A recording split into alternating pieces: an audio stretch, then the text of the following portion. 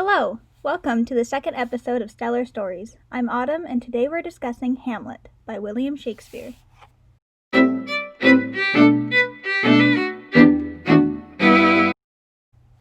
Shakespeare's Hamlet is widely considered one of the greatest works of English literature.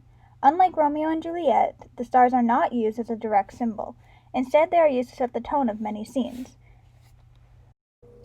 The most obvious example of this is when the ghost of King Hamlet appears in Act 1, Scene 1. It says, "Last night of all, when yonder same star that's westward from the pole had made its course to illuminate the part of heaven, where now it burns, Marcellus and myself, the bell then beating on. Enter ghost." I think that the night sky is pretty important in this scene. As we discussed last episode, Shakespeare wrote his plays in the heart of the scientific revolution. People have looked at the stars from the moment humanity began, but during Shakespeare's time, people were discovering more and more about the universe beyond Earth. The night sky was always seen as a magical object, in a sense, but I can imagine that the sky was often a source of wonder at this time.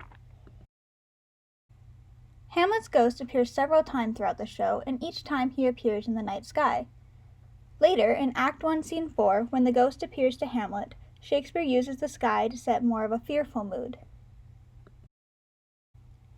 He says, "What may this mean, that thou dead corpse again in complete steel revisits thus the glimpse of the moon, making night hideous, and we fools of nature so horridly to shake our disposition, with thoughts beyond the reaches of our souls?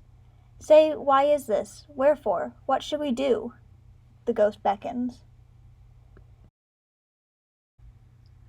Words such as hideous and horridly are used here to create a very dark and almost gloomy attitude toward the ghost, and I think that really mimics Hamlet's attitude because he doesn't really know what he's getting himself into. We see this idea presented throughout literature. The weather sets the mood of a scene. When someone says, "It was a dark and stormy night," you know something spooky is coming, and Shakespeare is no exception.